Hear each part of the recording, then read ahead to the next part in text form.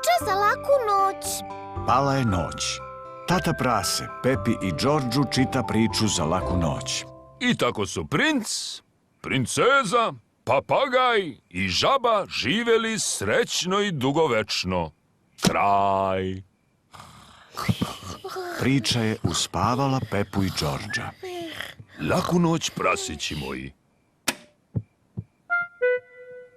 Džordž je budan. Dinosaurus. Džordž, nevaljalo prase, idi spavaj. Džordžu se ne spava. Džordž, noć je za spavanje, a ne za igranje. Ispričat ću ti priču za laku noć. Jednom davno živelo je malo prase. Zvalo se prase Džordži. Krenulo je u potragu za srećom. Stiglo je do šume. Kako ti se sviđa priča, Džordže? U šumi je bila jedna kućica. I tu je prase našlo činiju kaše. Prase Džordži je bilo gladno, zato je sve pojeo. Njam, njam, njam. I baš kad je završio, ušla je beba Meda i pitala: Hej, ko je pojeo moju čarobnu kašu? Džordži je rekao: Ja. Beba Meda je rekla: Ta kaša je bila čarobna, od nje se postaje veliki.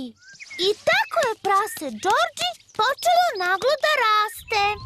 Džordži je rastao i rastao i rastao, sve dok nije izrastao viši od sveg drveća u šumi. Kraj. Jel ti se spava, Džordže? Ne. Baš ni malo, Džordže. Ne.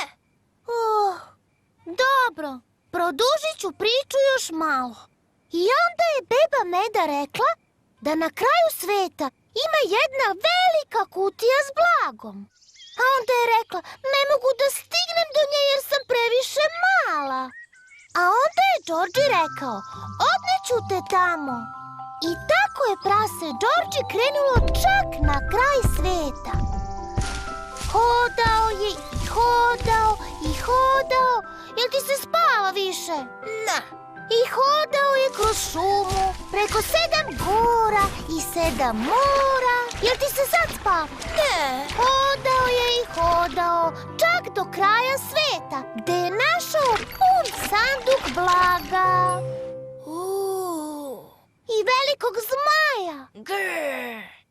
Da, velikog zelenog zmaja sa malim krilima što bljuje vatru. Srećom, zmaj je bio dobar i rekao je: Blago je tvoje. Ali onda prase Džordži je počelo da se smanjuje. Džordži je bio sve manji i manji i manji, sve dok nije postao onaj mali, isti prase Džordži kao nekad. Kako ćemo sad kući? Pitala je Meda beba. Ajde, isčuvaj ja kući, rekao je zmaj. I tako su prase Džordži i beba Meda skočili zmaju na leđa i odleteli daleko, sve do one male kuće u šumi. I onda kraj. Džordž je zaspao. I Pepa je zaspala. Pepa, zašto nisi u krevetu? Noć je za spavanje, a ne za igranje. Laku noć, prasići moji. Lepo spavajte. Pepa i Džordž su svako u svom krevetu. Spavaju.